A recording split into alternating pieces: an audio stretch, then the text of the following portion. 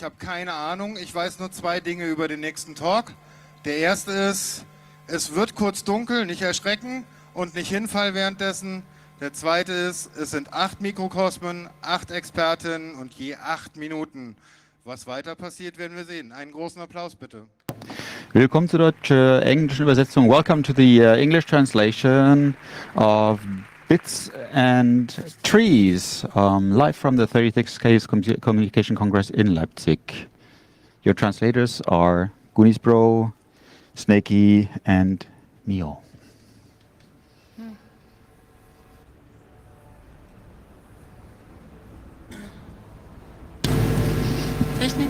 Sorry.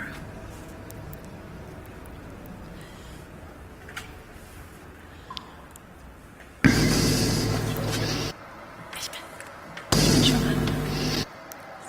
Die Handmikros bitte. Handmikros.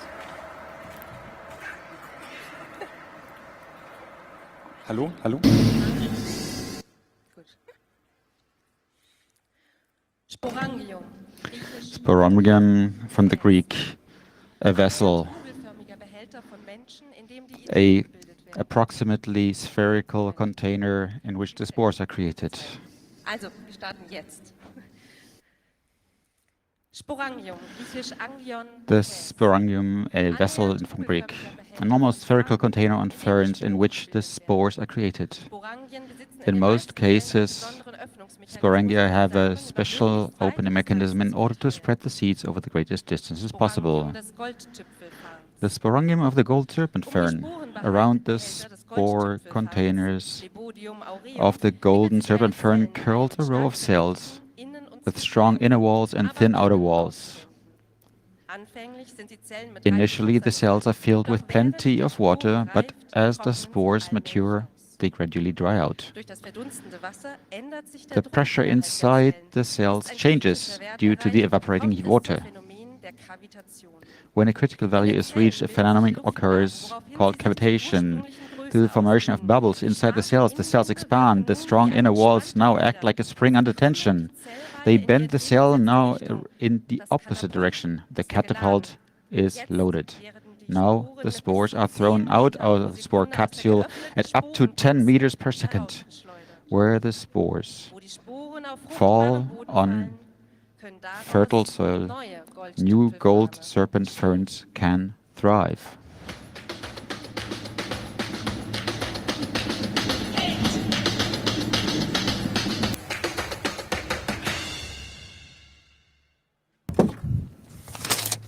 Grandios.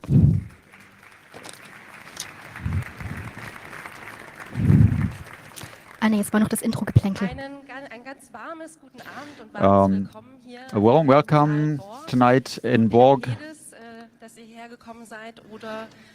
Thank you for coming here, either on feet or per data. We're happy you've chosen to make the experiment and share tonight. We are Rainer and Juliane. Rainer, what is it you're doing here and what has this to do with Bits and Trees? Well, nice, good you're asking. Well, I myself call myself a critical computer scientist and I am active in several fora. What we do is make complex technology understandable. We will contextualize everywhere where technology is relevant for society. That's where we come in. This is for fair IT, cyber IT, data privacy. Well, and so we do, I am a critical and informed scientist at the Open Knowledge Foundation. What we do is we explain technology and make sure that people can discuss technology, that technology is democratized and it's shared, and that civil society can share technology. Open source, or Frag den Staat, or youth hacking. Yeah, so we, the FIF and the UKF, have in 2018 with other organizations in Berlin started this project. Other organizations, what that means is this is techie organizations like the CCC, but also organizations from environmental activists. The Brot für die Welt, German Watch, and also netzpolitik.org. What did we do, though? So, first, we discovered we're all activists, and the idea of Bits and Trees is that the techies and the eco have the same goals, we all live in this world, not just some random people, and what we need for this is a planet that is inhabitable tomorrow by humans with human conditions. What we also need is rooms, is spaces that are not subject to where can we find the basis for this on a party, right? So party after a conference, a party where everybody abounds with knowledge. That was the conference Bits and Trees. And since then, the BUND has helped to bring open source forward and is behind this idea, just like the CCC has subscribed to the goals of environments. This happened a year ago, so what happened since then? Well, so the fruit of our projects are address books. What we do,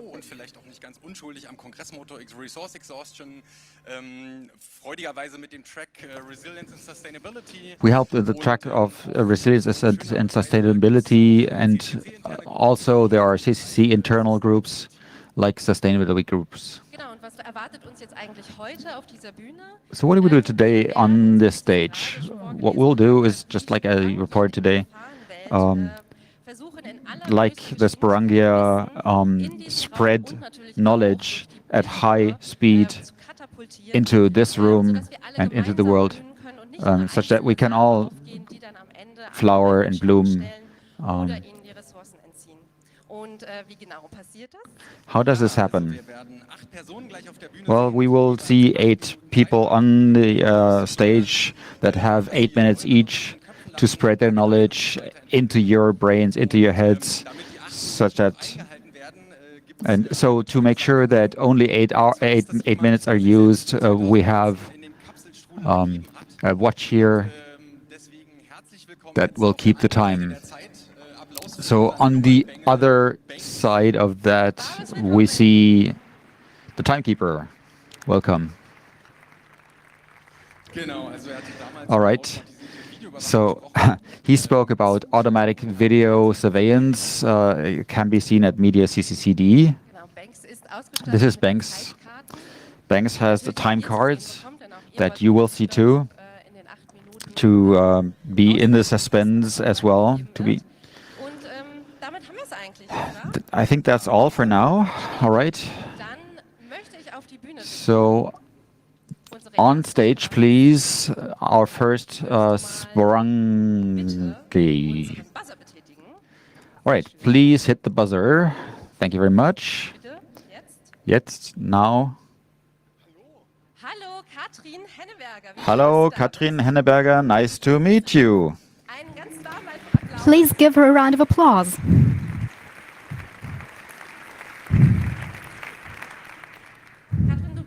Katrin, you've come to us from the Rhineland, and some of you may know her. She's active at the Hambacher Forest, and she's the media liaison for the climate activists Ende Gelände. And you've been protesting against the coal company RWE, so they have tried to threaten you with all kinds of legal measures, but that didn't work, did it? Because you're still here and you keep protesting, and we hope you keep on protesting. it's not just that, you're also generally an expert in this climate crisis questions. And she told us before we should avoid the word climate change. Now, please tell us why, because I think it's very important. Well, we shouldn't use climate change anymore because it's a very soft word. If we talk about change, it's a very gradual thing. But this is a crisis now. It's a very existential crisis. And how we treat these things is how we talk about these things. So if we talk about the climate crisis or the climate catastrophe, it becomes suddenly more urgent. Well, from school I know this as global warming, which sounds pretty cuddly, but there's a lot of things happening, which we're going to hear about. Other than defending our favorite forests, you've been to the UN climate conferences for 10 years, and you're working for indigenous action and the gender action plan. And you're working for a sustainable future. Now, I'm not going to talk much longer, but we're going to hear now what's going wrong in this world, in our world. So, 3, 2, 1, Sporangium.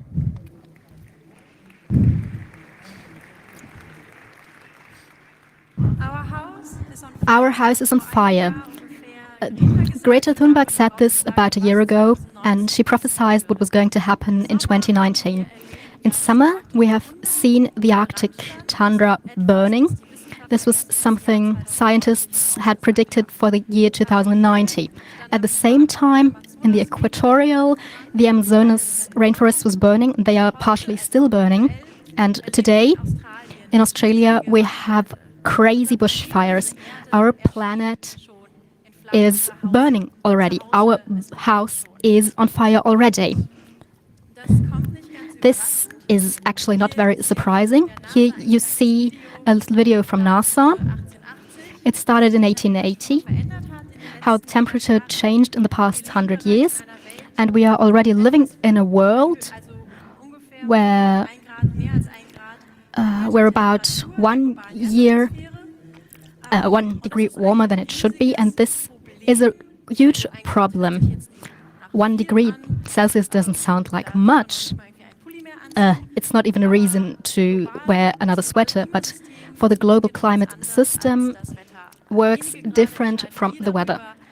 A very small number of degrees decides if we have glaciers in Berlin or if our coastal cities are drowning. And there have been some abrupt changes in the world climate, in our world history, but those all have in common a great mass extinction of species. And I would like to say we're at the beginning of the next mass extinction in our global history, but actually we're right in the middle of it.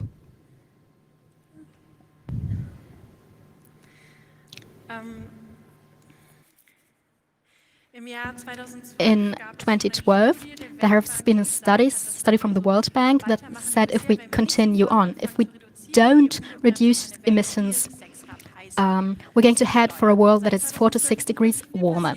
Since 2012, we haven't done much. The situation has worsened as pertaining to the global emissions. And here we have a map how a world would look at 4 degrees warmer. The yellow and brown zones are non-habitable zones. People always tell me, yeah, but we can adapt, we can develop technology, we are going to build high-rises in Siberia, we're going to move to Siberia, to Antarctica, or we're going to Mars. But this is all bullshit, so globally. If we don't act now, if we let global temperatures rise by 1.5 degrees or even 2 degrees, then we're going to have feedback and we're going to reach tipping points. The most famous one is the tundra in Siberia or Canada. If this starts thawing, then a lot of methane and carbon dioxide is going to be released to the atmosphere, and this is going to worsen the climate crisis. Another tipping point is the Greenland Ice Sheet. If this goes away, this huge mass of ice, then the climate has one cooling effect less because ice reflects the solar beams back into the atmosphere. And also sea levels are going to rise by about 7 meters globally. A third tipping point is the Amazonas, the rainforest there. it is going to turn into a steppe, into grassland in the long term. So this, what you see in this picture now, the nice and green rainforest, this is going to turn into sand and dust. This was 3 tipping points. There are more tipping points all over the world, as you can see by the Potsdam Institute. This shows how vulnerable we are. And if we don't act now, then it's going to be too late very soon. But why do we fail in the face of this climate crisis? Why don't we do what needs to be done? There's 2 reasons for that. The first one is that there's a small, rich part of the population who profit from the burning of fossil fuels and from exploiting human nature. And they keep telling us that if we try to change the system, then our world is going to go to ruin. But we're all nice and we believe them, and we don't dare to start a David versus Goliath fight. Because, especially us in the north, because we're in a rather cushy position and don't feel the repercussions yet. Every day, cruel reality is the climate crisis already, because we keep talking about like this is in the future, because we're still in denial. We recognize the saber-toothed tiger and we act, but we don't act if this threat is going to happen at some point in the future. We're very bad at anticipating these things, and this is another reason why we don't act now. The climate crisis is not a danger of the future, it's the cruel reality. For example, in Chad, in the Sahel zone in Africa,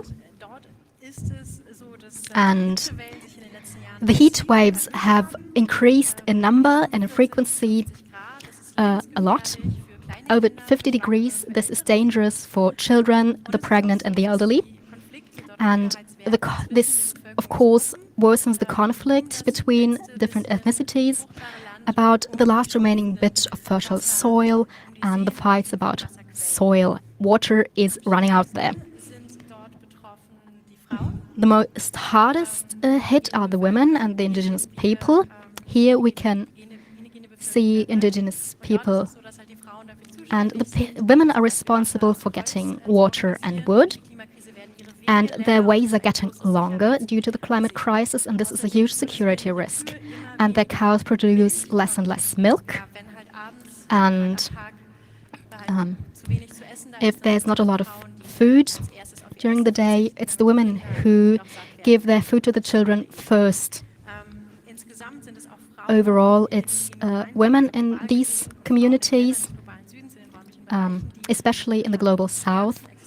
And women are hit the hardest in these regions by the climate crisis, but they have the least voice at the negotiation table. Their voice isn't heard, especially at the UN climate conferences.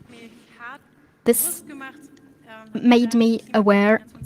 I was made aware of this at the UN climate conference in 2010, when there was a typhoon in the Philippines, and my colleague Chanel from the Philippines couldn't call her family and her friends for days, and we didn't know, are they still alive, are they not? And at the same time, we saw the governments accomplish nothing, and that made me really very angry, and it showed me we can't rely on anybody. Nobody is going to come save us. We need to act ourselves. The climate crisis needs stopping, and this means we need the action of every single person on Earth and every single person in this room. Use your abilities, do something. In the Rhineland, we have the Hambacher forest. We've occupied it. We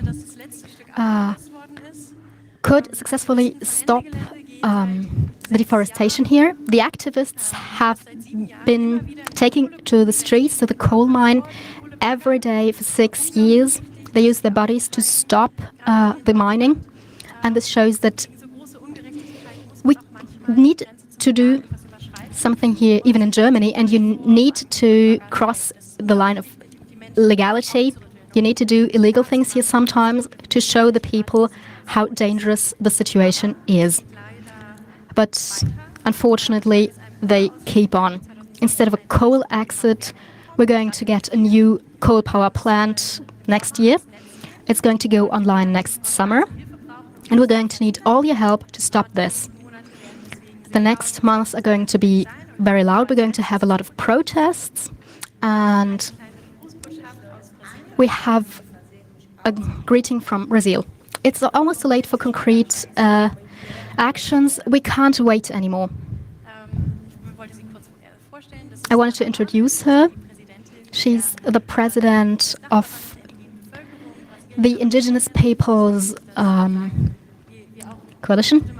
So we have here a voice from the Global South, and this is why we have this video message here. It's almost too late for concrete actions. We can't wait any longer. Mother Earth can't wait any longer. The Earth isn't longer blue and green, but it's deep red. There's flames and there's blood.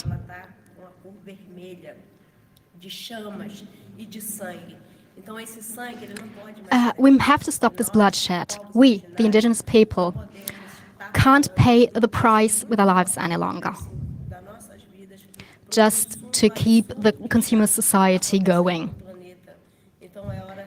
The moment to act is now. We can't wait for 2025 or for 2030. We need to act now.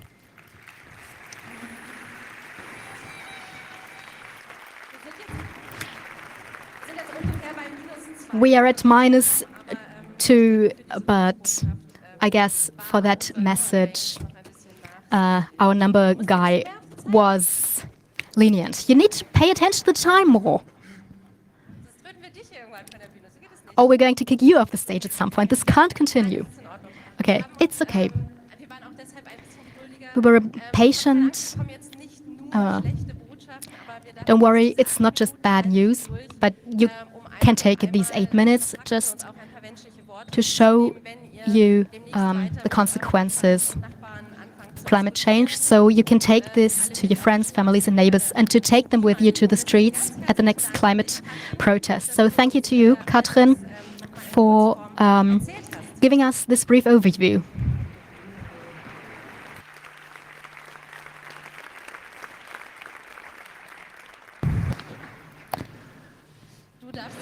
Well, you can now go over and sit with Banks. But before that, well, I knew it had to be first, but we need to choose the next person that will surprise us with their Sporangium. Please hit the enter button. Tension grows. Okay, I think you will let us know what it is. Okay. Also, we've been with the climate crisis. Now we have somebody to talk about an area which is very important to make change, which is the energy sector. Of course, we all know this is one of the largest source of CO2 that we have. Coal, electrical energy from coal, and we need to change that. And sometimes that works, and sometimes less so. It is important that we have lots of information and public information at that. That's not always the case. For example, it's hard to find out which of these ecological energy providers are actually ecological and green. So we'd like for that to be transparent so that we can make an informed choice which provider to actually make.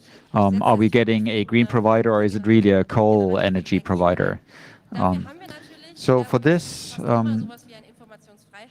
we have a law, like in all of these cases, but however, once you actually get these information, they're very interesting, but oftentimes they are actually sad news and often with large gaps. So that's why in the next talk, Lisa Passing will tell us why eco-energy is not the same as eco-energy. Down the green energy rabbit hole. Hello, Lisa.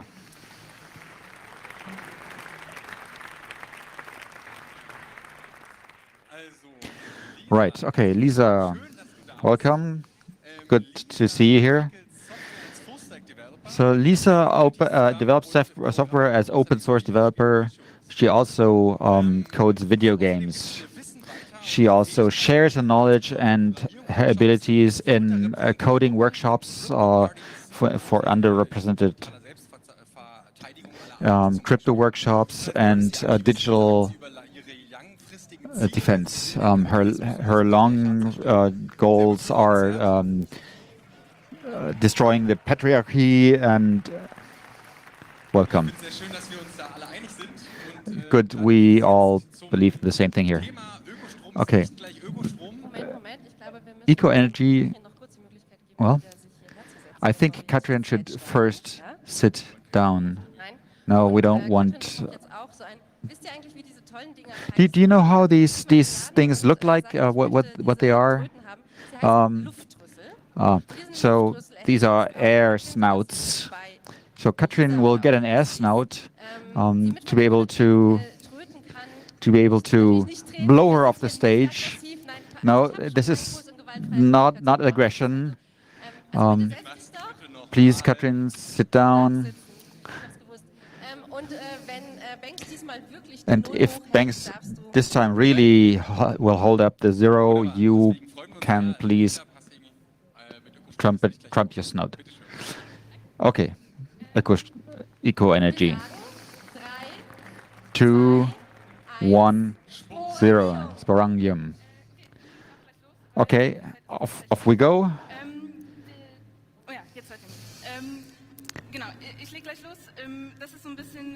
So this talk will give you an introduction into our research on eco energy, some context. I work at the data school. This is a project of Open Knowledge Foundation, lesser known. We give workshops to data and also workshops for NROs. Where do I find data? How do I clean the data? How do I analyze the data? That's one part of what we do. The other part is that we cooperate in projects that have to do with data and help them, whatever that means. So our current project is Robin Wood.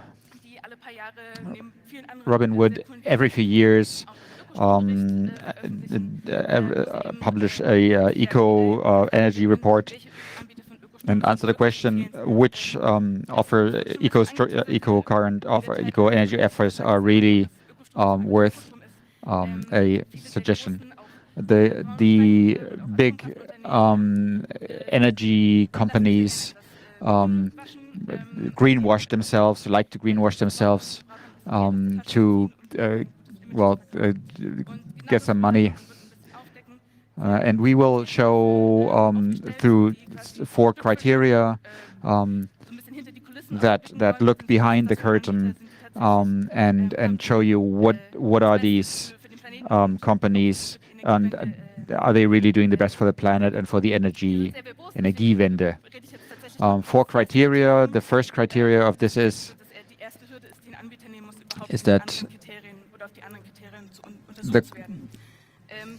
the number 1, the company only deals with green energy. This is a very important criteria because a tariff that is called eco tariff doesn't mean that the company actually only sells green energy. So that is the number 1 criteria. Do they only deal with eco energy? So our first research question was, which eco energy companies only deal with 100% green energy?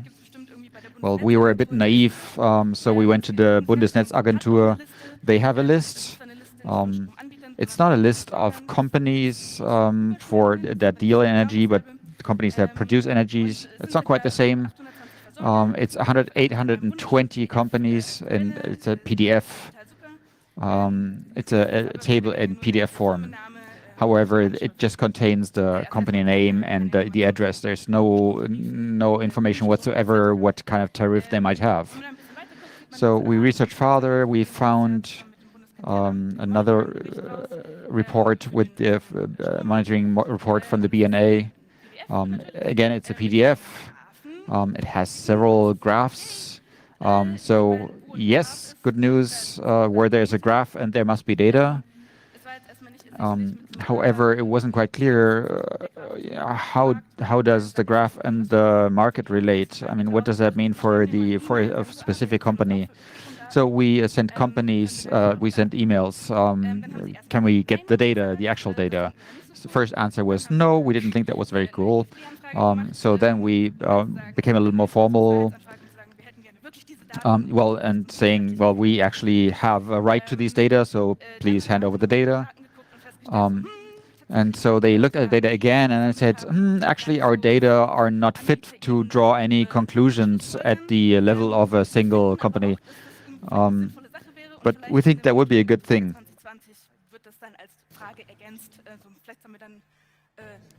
Okay, so and next year we will have data that will actually be where you can draw conclusions on the level of a supplier. The Umweltbundesamt actually has a market analysis for eco-energy where they talk about where does the energy come from, what systems are used. This is a rabbit hole if you look at it. Again, it's a PDF. Nice, lots of nice, colorful graphics. We asked for the data behind the graphics. Well, the answer was actually the data were done by an external company. They own the data. We just have the license for this one single report. That is not so funny if you think about it. That we can't get at the data. I mean, we could have bought the data, but we didn't want to do that. So what we did next is we scraped the data from everything that we could get hold of, starting from the BNA lists, from several comparison portals, from lists of eco labels and best of lists in general, just to see how can we get as complete as possible a picture. This wasn't easy. There was a lot of manual work, manual labor involved to match names and such, because of course they're written differently and then there's so many different abbreviations. But then we hit it lucky and found the supplier of eco-energy called Lichtblick. They had the same problem as we did. They too tried to collate such a list and fell back to a manual gathering of data.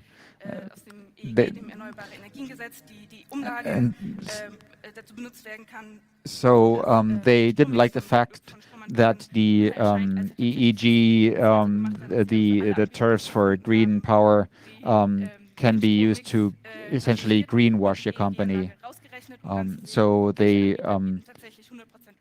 recalculated the data to account for that fact, which is exactly what we wanted as well. We sent a couple of emails.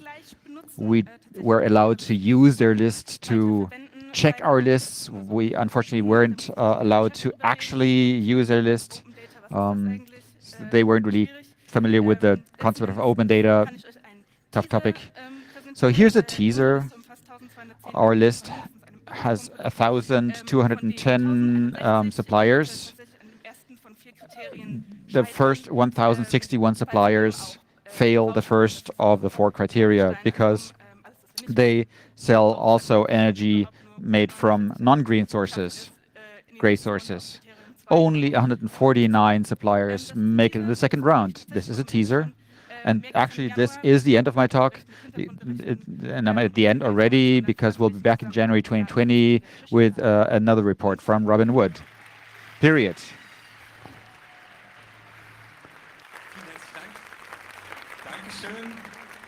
Thank you very much. Thank you very much. This is great. And you've even stayed within timing. Yes, we're all very surprised. Well, you were fast enough. Yes. Well, dear translators, you've been warned. And yes, it was fast. So the air snouts, if you look at this, do you have any associations? Yes? Great, okay, well, let it stand there. So please hit enter again. Okay, the tension mounts and the tension mounts. Okay, so technology can, especially in the energy sector, help to reach our climate goals, or just so, or maybe help that it isn't entirely bleak. We still need to think everything that we think isn't quite as bad will be twice as bad for those in the global south. So we really, really, really need to speed up. In the energy sector, you see that digitalization has many different aspects. Technology can be used for sustainability goals, but the technology itself also needs energy and resources, and that technology needs to be sustainable as well. Where does all this come from? Where is it produced? What are the so everything needs to be not just ecological, but also looked at under social aspects. How can we make these technologies social and sustainable? So let's look at digitalization and the crisis of climate and of social, and how they feed on each other. And for this, we hear Anja Höfner. The fairy tale of the dematerialization through technical tools. Genau, einen warmen Applaus für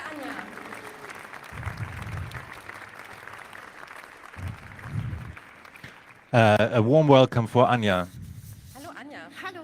Ich habe Hello. dir schon mal was vorbereitet. Du hattest ja einen Wunsch geäußert. You had a wish, we prepared something for you. Anja is part of the think tank Neue Ökonomie, and you're a part of the organizers behind the Bits&Bäume Congress.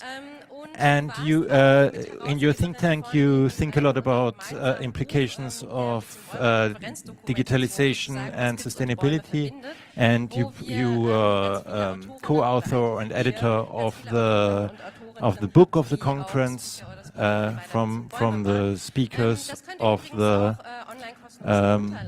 Bits&Bäume Congress. And you can download it, this book, and it's a great source of knowledge. You have a talk, you have had a talk today already. It's the degrowth talk that was 2 hours ago, and it's one of the topics Anja works on, and also on the camp Anja told us about the thing. So we have here a greenie who we invited to the tech people, and yeah. And so you're invited for our sporangium. 2, 3, 1, sporangium. It's cozy here. We will read a fairy tale from the brothers Gaffam. She takes on her glasses. Okay, so we start with a fairy tale.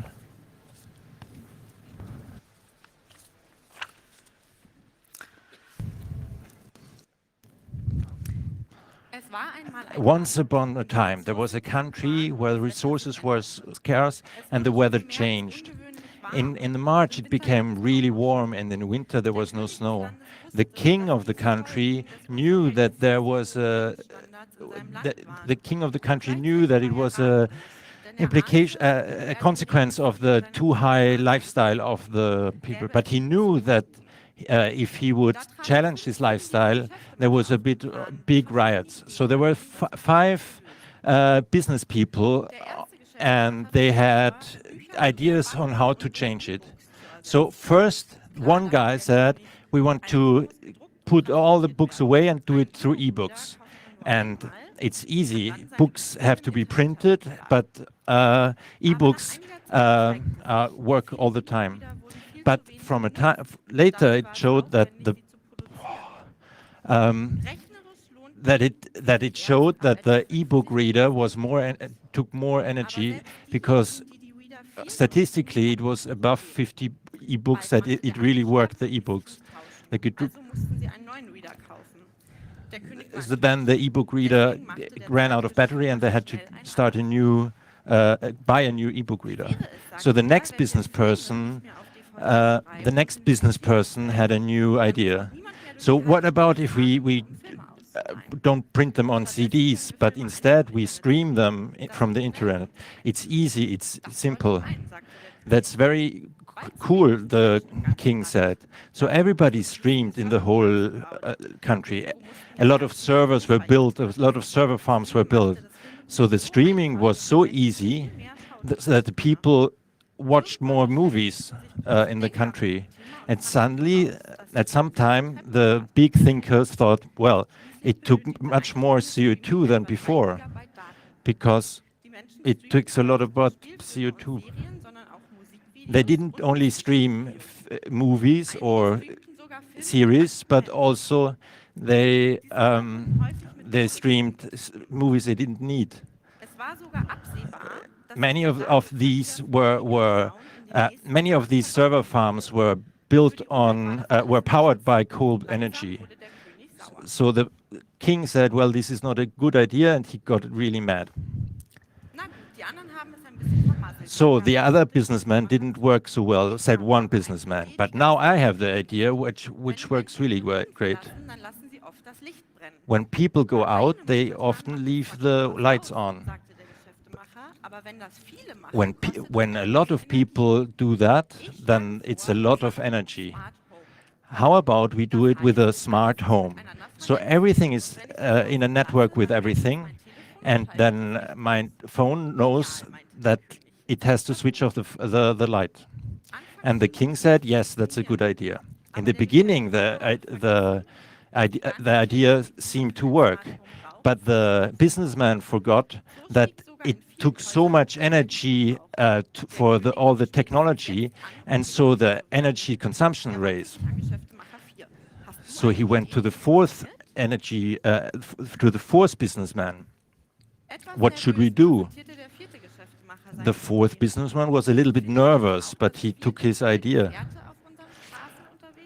Don't you think that there's way too much cars on the streets? And then, yes, we should have less cars and less time. How about we put automated cars on the street, and then the machines don't make mistakes, so this is much easier. And then and even if we share it, then it's in the end there is much less cars. So the problem was that people didn't want to get rid of their car, because it's my car, my Netflix account, and so on. The automated vehicles also used a lot of energy and a lot of data. In 1 minute, it used 3 gigabytes. So now it didn't need only server parks, not only for streamings, but also for cars. Everywhere there was a really fast internet necessary. Not even in the farthest corner away, it was needed to have this thing. If nobody was helping, who should the king ask? And so there was a fifth businessman to ask. The fifth businessman said, well, now I can give my big idea.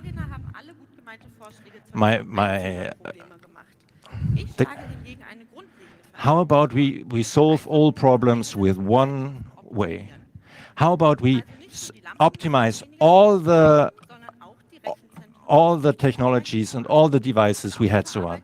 The lamps, the cars, the servers, the streaming, everything will be solved in one problem.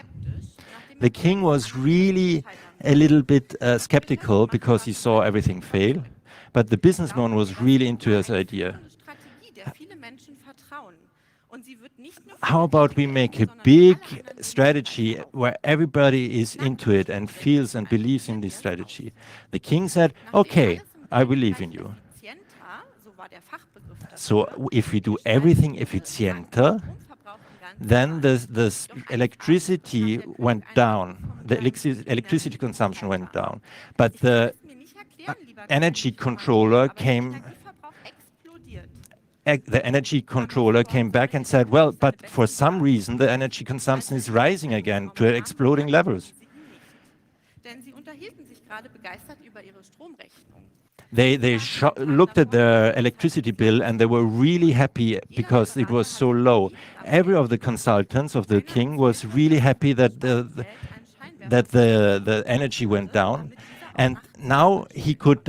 Now they saved so much money that they could put a new light for his son who could soccer play at night. Every consultant of the king had a new thing he bought because with a new extra money. The king had the revelation and saw that in his country he saw the rebound effect. In a few years ago, he saw that in a different country, but he didn't see when he talked to the fifth businessman. In the end, nobody of the business people had kept their promise, so he banned all the 5 of them. So he decided that all people in the country was allowed to buy new things if the old things were broken, and there were no better ones there. Also, everybody got an energy budget, and they couldn't go over the energy budget. So he invested into the public transport. The king searched in the whole country more experts for real solutions. And if this king hasn't died in the meantime, he still lives on. So what's the moral? What's the moral? What's the moral? Wait, what's the moral? It's not like a fairy tale. The real world is not like a fairy tale.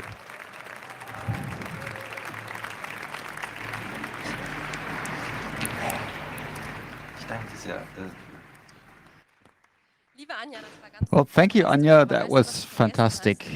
Do you know what you forgot? You forgot the cat videos. Well, so in the next story, please, we would like to see cat videos. All right, here's your air snout in pink. All right, nice. And next we're gonna need you for the random buzzer. I'm gonna start this. And you need to say stop. All right, tension mounts, tension mounts. Okay. We have seen how to use technology for green goals. That's very important. And when we think about networks and how to control them, we've seen how that we need to make energies green, and we need to change our habits. But what will be at Bits and Trees if we'd stay with this one-way road? Also, we techies have thought about sustainability for a while, even though we might have not always named it this way. And we found a more comprehensive name for it in software development. And with this, maybe we can bring the green activists into the boat to see things in a new way. So when you talk about software, it's not just about energy, but also other aspects. And these new aspects, Anja will tell you. So Anja will tell you who will tell us about this. Carina Haupt, sustainable software development for less exploding rockets. Carina, please on stage. So, hi Carina, nice to see you. Karina, so for those that don't know Karina leads the software engineering task force at the DLR, the German Institute for Aerospace. And in our context, she looks at the research, how to support researchers to develop sustainable software. She's also part of the German Research Engineers Foundation and open source enthusiast.